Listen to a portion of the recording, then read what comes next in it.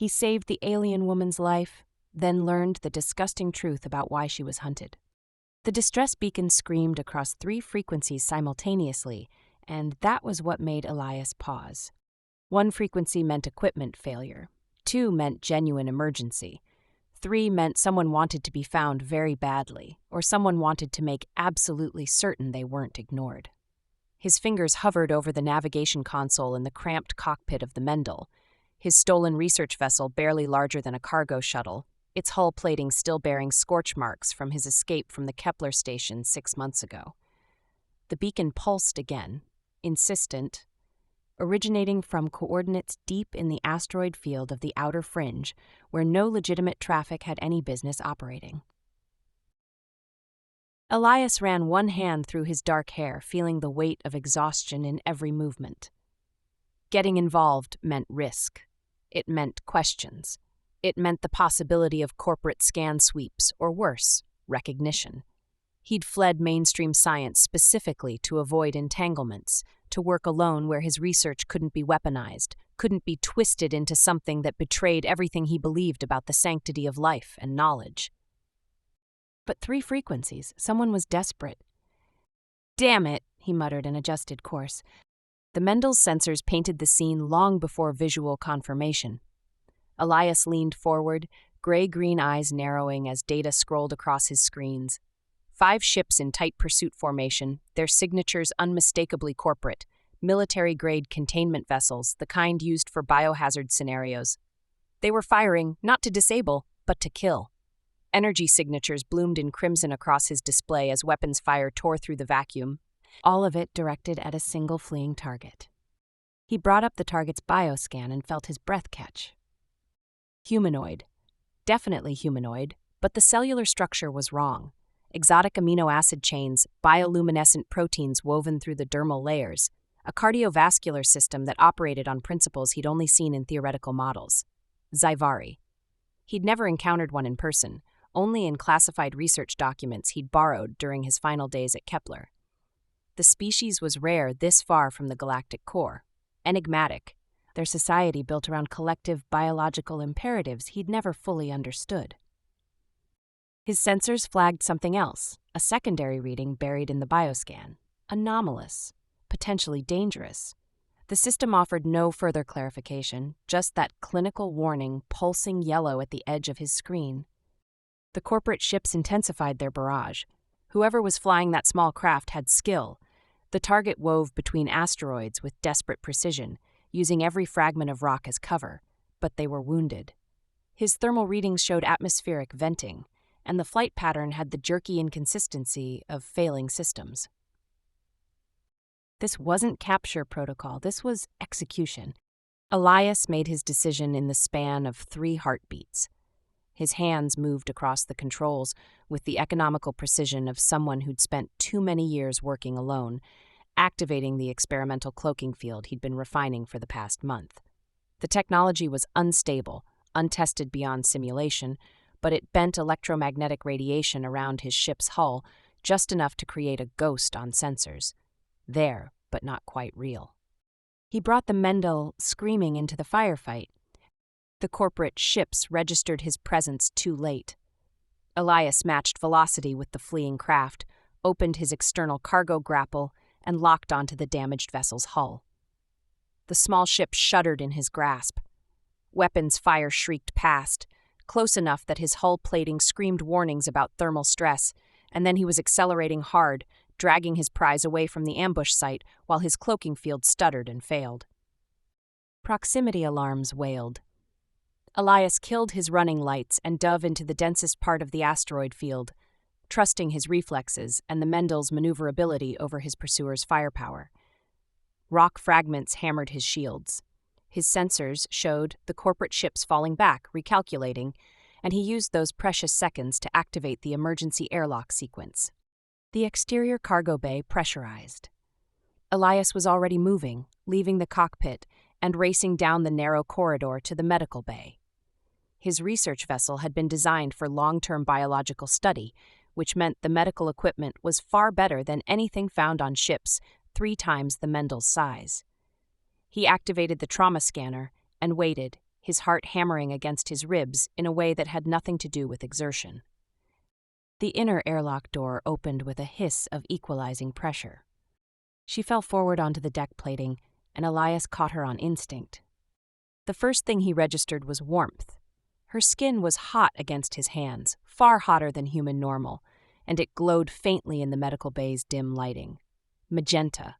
Her entire body was a vibrant magenta that deepened to rose along her limbs and even through the severity of her wounds, deep lacerations across her side, burns marking her shoulder. That color seemed to pulse with her heartbeat. She was lithe, athletic, her body possessing a dangerous grace even in collapse. Dark blood stained her minimal clothing, the metallic fabric torn and scorched. Elias lifted her onto the medical platform, his analytical mind cataloging details even as his hands worked. 5'9". Humanoid facial structure, but unmistakably alien. Those cheekbones were too high, too sharp, and her closed eyes showed the faint glow of bioluminescence beneath the lids. Long black hair tangled across the platform, wild and matted with sweat. Her hands ended in retractable claws, currently sheathed, and when he peeled back the damaged clothing to access her wounds, he saw intricate scarring along her forearms. Self-inflicted, the pattern was too deliberate to be accidental. He pressed the trauma scanner against her side and began emergency surgery with the medical suite's automated tools. Synthetic tissue sealant flooded the deep lacerations. Bone knitters targeted the fractured ribs his scan had revealed. Her cellular structure was close enough to human baseline that his equipment could compensate, and he worked with the focused intensity that had made him valuable back when institutions still wanted his expertise. She came awake in the middle of the procedure. One moment she was unconscious, the next her eyes snapped open, glowing amber, pupils elongated vertically like a predator's, and she moved faster than Elias could process. Her hand closed around his throat and she drove him backward, slamming him against the bulkhead with enough force to rattle his teeth. Her claws extended with a wet sound, points pressing against his jugular. "Why?" Her voice was rough, accented, each word shaped carefully around sounds that didn't quite fit human vocal structure. "Why did you interfere?" Elias couldn't breathe. His hands came up automatically but didn't push against her arm. That would only drive the claws deeper. Instead, he kept them open, visible, non-threatening. His gray-green eyes met her glowing amber gaze and held it. "You were being hunted," he managed, his voice strained but steady. "I saw you running and they were trying to kill you. I couldn't just stand by." She stared at him for a long moment, and something shifted in her expression. Not softness exactly, but a kind of terrible recognition. Then she laughed, and it was the most bitter sound Elias had ever heard. "You should have let them," she said. Her grip loosened fractionally, but the claws remained at his throat. "You should have let them kill me before my biology dooms us both." The words hung in the recycled air between them, and Elias felt the first cold touch of genuine fear slide down his spine. Not fear of her, though those claws were very real and very sharp, but fear of what he'd just invited onto his ship. The proximity alarms chose that moment to shriek back to life. A voice crackled over the comms, professional and implacable. "Unknown vessel, this is Captain Senna Okoye of the Tycho Containment Initiative. You are harboring a contaminated Zivari bearer. Surrender the specimen immediately or you will be fired upon. This is your only warning. You have no idea what you've brought aboard your ship, and if you don't act now, you doom yourself and everyone you might encounter. Respond within 60 seconds or we will assume hostile intent." Case's claws retracted slowly. She released Elias and stepped back, her bioluminescence pulsing brighter with what he was beginning to recognize as stress. Her amber eyes never left his face. "Now you know," she said quietly. "I'm not the one being hunted. I'm the threat they're trying to stop." Elias made his choice before conscious thought could interfere. "Captain Okoye," he said into the comm, his voice steady despite the adrenaline still singing through his veins. "I'm a xenobiologist, not a threat. Whatever you think is happening here, there are better solutions than execution." "Dr. Thorne." Okoye's response came immediately, and the fact that she knew his name sent ice through his chest. "We've identified your vessel, that Zivari is carrying viable parasitic larvae. If those mature and release, every sentient being within range becomes a host. Dozens of deaths, painful deaths, stand down. Kaisa stood motionless in the medical bay, her amber eyes fixed on Elias's face. Her bioluminescence had dimmed, the magenta of her skin darker now, almost somber.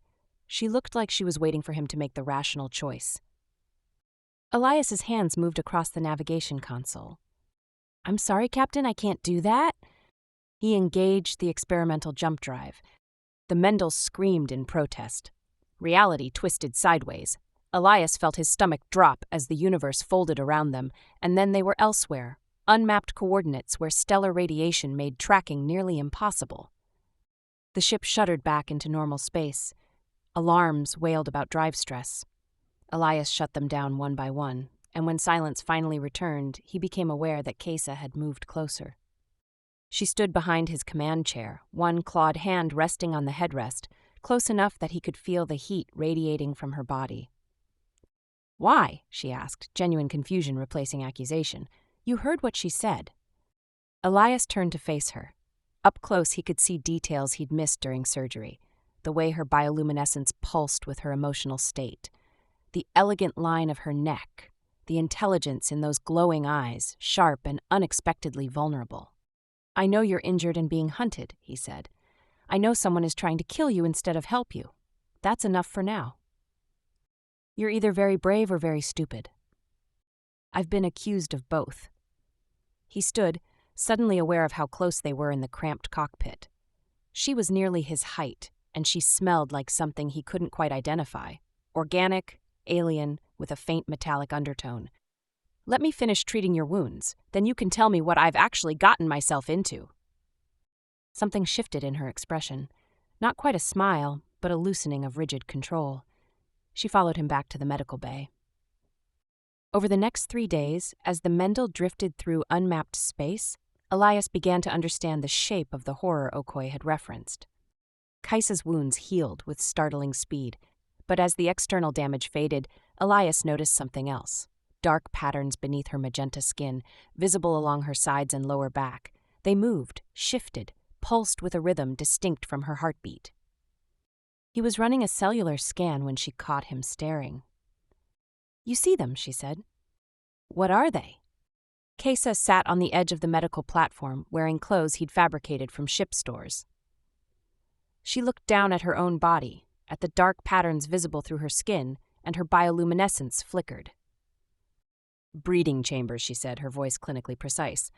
"I'm what my people call a bearer. My body produces larvae, parasitic organisms that require living hosts from other species to complete their development cycle." Elias felt his analytical mind engage despite the revulsion churning in his gut. "How many?" 43. They've been growing for 2 years. She met his gaze directly. "When they mature, my body will force me to implant them. It's not a choice, it's biological imperative.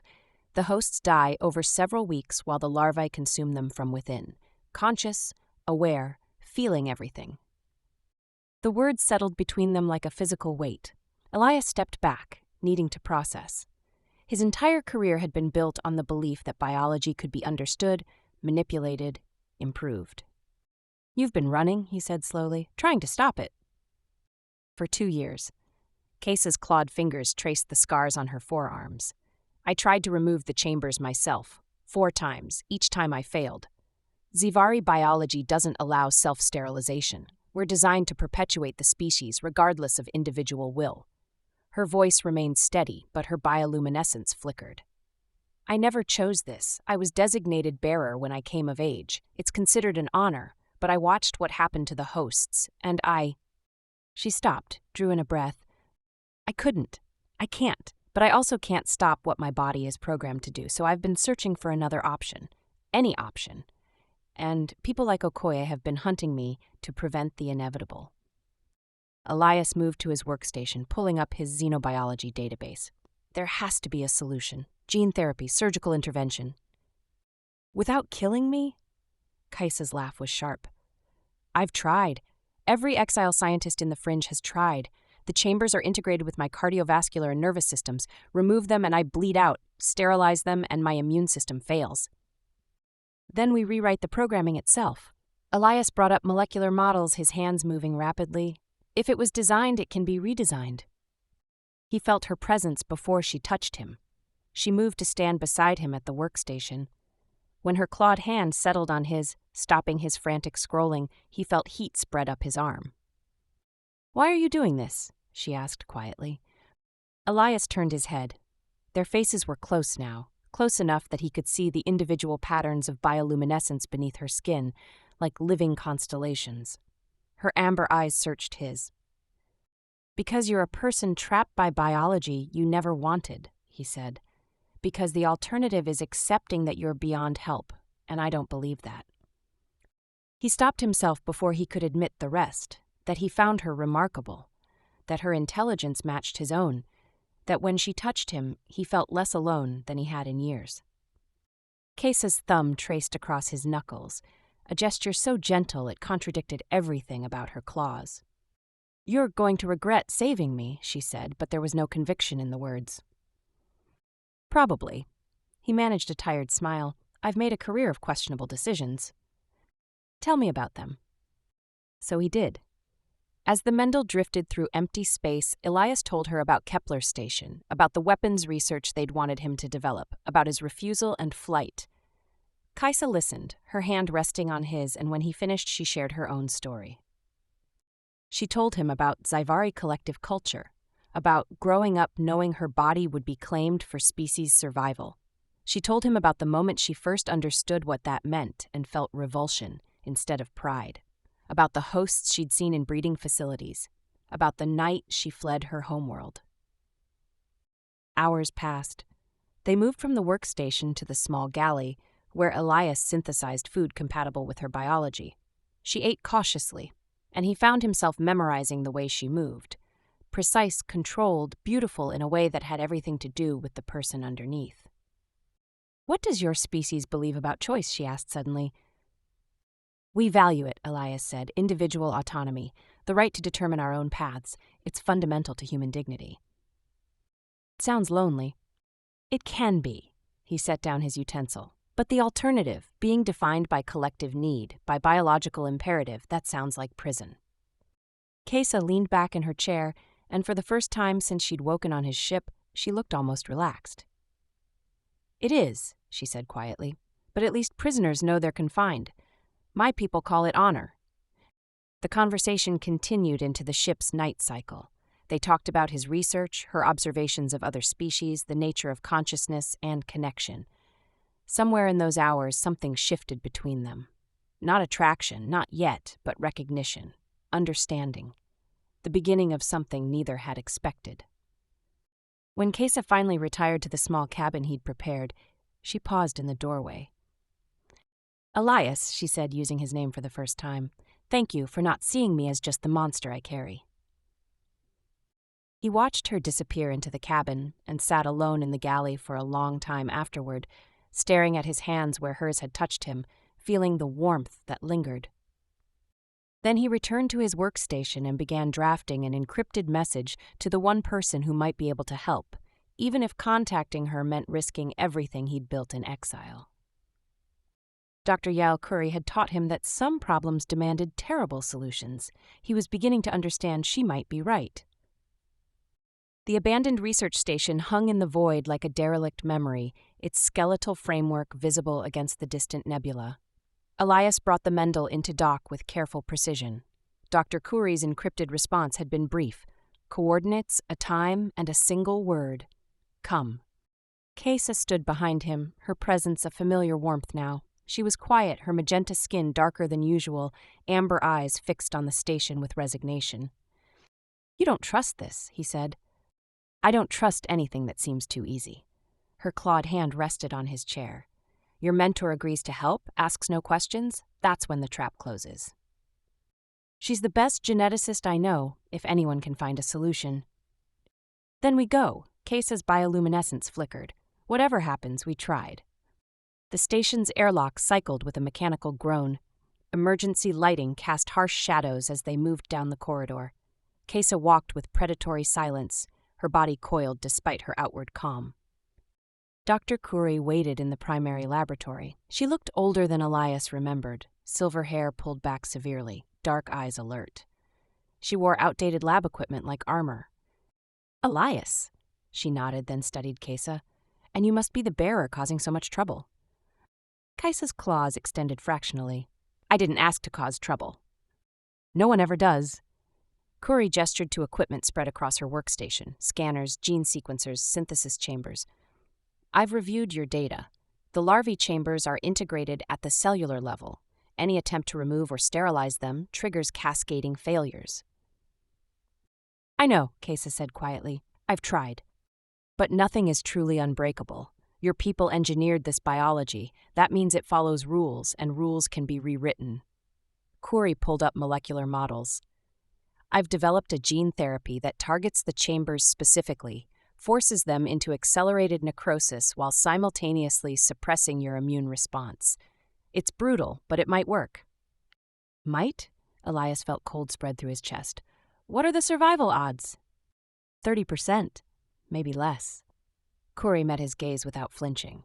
"The alternative is certain death for everyone she encounters once the larvae mature, individual risk versus collective harm." "There has to be another option." "There isn't." Before Elias could respond, a new voice cut through the laboratory. "Actually, there's a third option." Captain Senna Okoye stepped from the shadows, her containment team spreading out with professional efficiency. Burned scars marked her left arm. Her dark eyes assessed the room tactically.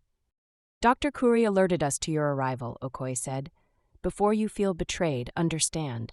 She did it to give you a choice, to force this conversation before biology decides for all of us." Elias looked at his former mentor. Kuri met his gaze steadily. "I'm sorry," she said, "but you need to see the full picture before you gamble her life on an untested treatment." Okoye moved closer, hands deliberately visible and empty. "I'm not your enemy, Dr. Thorne. I've spent 15 years in containment work. I've seen what Zivari infestations do." She pulled up a holographic display. The footage showed a medical facility, humanoid figures strapped to beds, bodies writhing. Through translucent skin, dark shapes moved, larvae consuming their hosts from within. The audio captured screaming that went on and on. Timestamps showed 19 days from implantation to death. "This is what happens," Okoye said quietly. "Every time. The larvae keep the hosts alive and conscious while they feed. No sedation works. The victims experience every moment." Kesa stood rigid, her bioluminescence pulsing erratically. "I know," she said, barely above a whisper. "I've seen it. That's why I've been running." "Then you understand why I can't let you leave." Okoye's weapon remained holstered, but her team's readiness was unmistakable. "Your intentions don't matter. Your self-awareness doesn't change what your body will do. 3 weeks from forced release. Maybe less with stress." "Which is why the gene therapy is necessary," Elias said, stepping between them. "Dr. Kuri can perform it now. We sterilize the chambers." "With a 30% survival rate," Okoye interrupted. "And if she dies during the procedure, the larvae might survive her death. We'd still need containment protocols." She paused. "But there's another consideration. Even if the therapy works, what then? She becomes the first sterile bearer, an outcast. The Zivari Matriarchal Council doesn't view bearers as individuals. They see biological resources. They'll hunt her." "Better an outcast than a monster," Kesa said. Her voice was steady now, fierce. "I won't let others die for what my body does. If the therapy kills me, at least I'll die as myself." The laboratory fell silent except for equipment hum and the station's distant groaning. Elias felt impossible choices pressing down. Okoye was right about the mathematics, individual versus collective, but Kesa was also right. Autonomy mattered, choice mattered.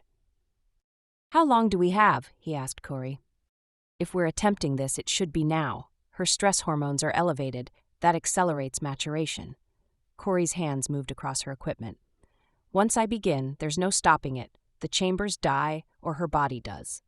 Okoye stepped forward. "Elias, think about this. You're gambling everything on a procedure that will probably kill her, and even if it succeeds, you're condemning her to exile and persecution." "Isn't yours to make," Kesa interrupted. Her claws retracted slowly. She moved to stand beside the medical platform. "This is my body, my biology, my choice. If I'm going to die, I'll die fighting what I was made to be." She looked at Elias, amber eyes intense. You asked me once what I wanted. I want to be able to touch someone without fear. I want to choose what happens to my own body. I want one moment of freedom before the end, even if that freedom kills me. The moment stretched between them. Then Elias nodded and turned to Kuri. Do it, he said. Kuri moved with practiced efficiency, positioning Kesa on the platform and attaching monitoring equipment. Okoye made no move to intervene, though her expression remained troubled. This is going to hurt, Kuri warned as she loaded the gene therapy. The chambers will fight the necrosis. There's no safe sedation. Anything strong enough might interfere with your biology's repairability. I understand. Kesa's voice didn't waver. She looked at Elias. Stay, please. If these are my last minutes, I don't want to face them alone. Elias took her clawed hand in his, feeling the heat of her skin, the slight tremor she couldn't suppress. I'm not going anywhere. Kuri initiated the sequence. The effect was immediate and devastating. Kaisa's body went rigid, her bioluminescence flaring bright enough to cast harsh shadows. The dark patterns beneath her skin, the larvae chambers, began to writhe violently. Her claws extended fully, digging into Elias's hand hard enough to draw blood, but he held on. It's working, Kuri said, eyes fixed on readouts. The chambers are responding, necrotic cascade progressing faster than projected. Kesa's breathing came in ragged gasps. Her magenta skin had gone pale, almost translucent. Elias could see her cardiovascular system fighting to compensate. She was dying. He could see it in the readouts, in the way her bioluminescence flickered and dimmed. Come on, he whispered, leaning close. You're stronger than this. You've been fighting for 2 years. Don't stop now. Her amber eyes found his through the pain. Her lips moved, forming words he couldn't hear over the alarms. But he understood. Worth it. The chambers collapsed inward, crystallizing into inert structures. Her immune system screamed in protest, her heart rhythm destabilized. Kuri's hands flew across controls, administering emergency support, flooding Kesa's system with synthetic repair agents. And somehow, impossibly, she held on. Minutes stretched into an hour, then 2. Gradually, agonizingly, her vital signs stabilized. Her bioluminescence steadied, different now. The patterns had changed, marking her transformation. The chambers remained visible but frozen, lifeless crystal instead of living threat. Kaisa opened her eyes. Did it work? Her voice was raw, barely audible. Kuri ran final scans, and for the first time since Elias had known her, his former mentor smiled. Yes, the chambers are completely sterilized. You're no longer a bearer. Kesa turned her head to look at Elias, and he saw tears tracking down her magenta skin. I'm free, she whispered. I'm actually free. He squeezed her hand gently, his own eyes burning. You're free. Kesa slept for 36 hours. Elias refused to leave the medical bay. He watched the steady rhythm of her breathing, the gentle pulse of her changed bioluminescence. Where living chambers once writhed, crystallized structures now lay dormant beneath her magenta skin. Okoye had verified the sterilization through multiple scans before withdrawing her team. She'd stood at the laboratory entrance for a long moment. I hope you understand what you've done, she'd said quietly. Not just to her, but for her. That took courage. Then she was gone, leaving only the warning that both human authorities and the Zivari Council would be searching. Kuri had departed shortly after, but not before pulling Elias aside. The therapy can be replicated. She pressed a data crystal into his palm. There are other bearers out there who want what she wanted, choice. The question is whether you're prepared for what distributing this means. You'll be making yourselves permanent targets. Now, as Kesa stirred awake, Elias felt the weight of that crystal like a promise or a curse. Her amber eyes opened slowly, focusing on him with effort. You stayed.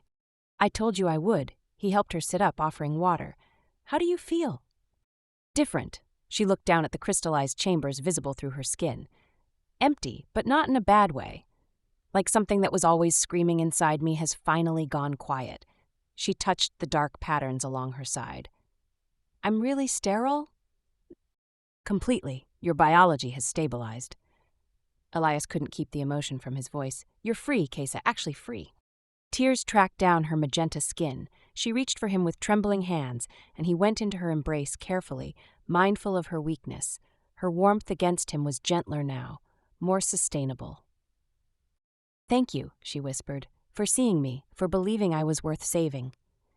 "You were always worth saving." He pulled back enough to meet her gaze. "The question is what happens now. Both our species will be hunting you. The Zivari Council doesn't accept defective bearers." "Let them try. I know how to disappear."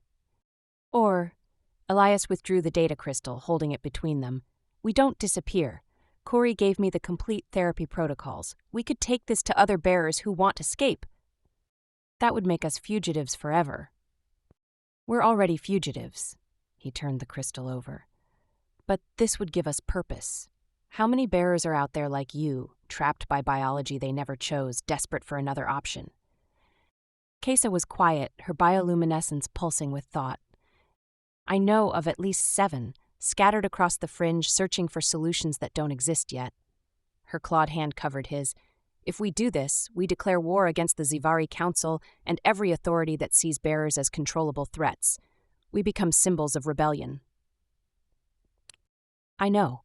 And you're willing to accept that, to give up any chance of returning to legitimate science?" Elias looked at her. This remarkable person who'd survived 2 years of running, who'd chosen agonizing transformation over accepting what her biology demanded. He thought about the emptiness of his exile before she'd crashed into his life. "I don't want the life I had before," he said. "I want this. With you, fighting for something that matters." The wariness that had defined her finally dissolved, replaced by hope. "Then we do this together," she said. She leaned forward and kissed him with surprising tenderness. Her lips were warm, her claws retracted as she cradled his face.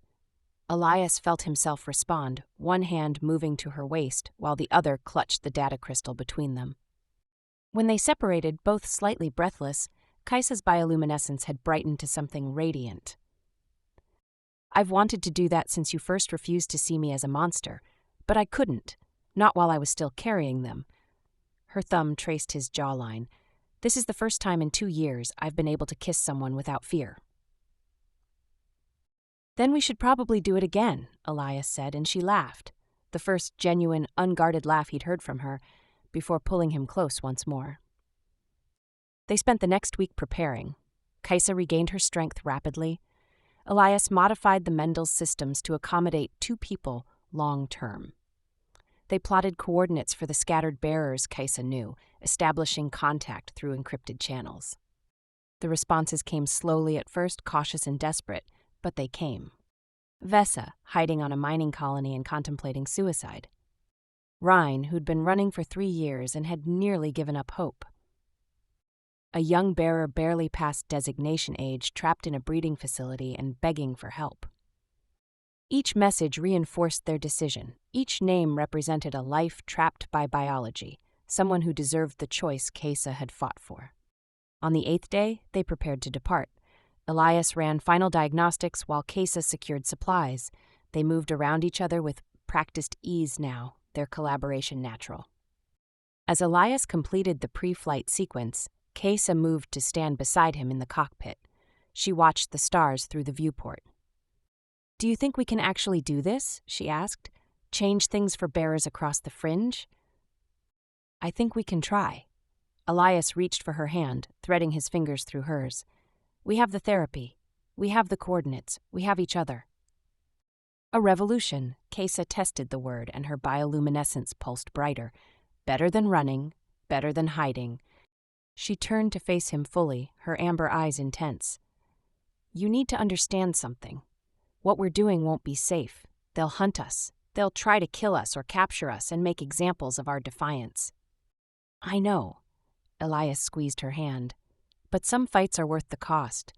You taught me that when you chose the therapy, you chose freedom even when it might have killed you. Because you showed me it was possible." Her clawed hand rested against his chest over his heart. "You gave me something I thought I'd never have, the ability to touch another being without fear, to choose my own path, to be seen as a person rather than a biological function." She paused. "You gave me myself back." Elias covered her hand with his own, feeling the steady rhythm beneath. Then let's give that gift to others.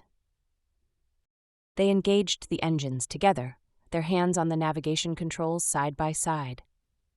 The Mendel pulled away from the derelict station, orienting toward the coordinates for the first bearer on their list. "Where do we go after Vesa?" Elias asked. "Rhine is on a colony near the core, then the breeding facility for the young one." Kesa pulled up the route. "It'll take months to reach them all, maybe years." "Then we'd better get started." As the stars streaked past and the jump drive calculated their destination, Kesa leaned against Elias's shoulder. Her bioluminescence pulsed in rhythm with his breathing, and he realized that for the first time since fleeing Kepler Station, he felt something beyond mere survival. Purpose, connection, hope. They were fugitives now, marked by both species as threats to established order. The Zivari Council would hunt them. Human containment teams would track them. There would be danger, exhaustion, moments of despair when the fight seemed impossible. But they would face it together. Two exiles who'd found in each other proof that biology doesn't have to be destiny. That choice, even when it costs everything, is what makes connection real, that some lives are worth fighting for, even when the fight never ends.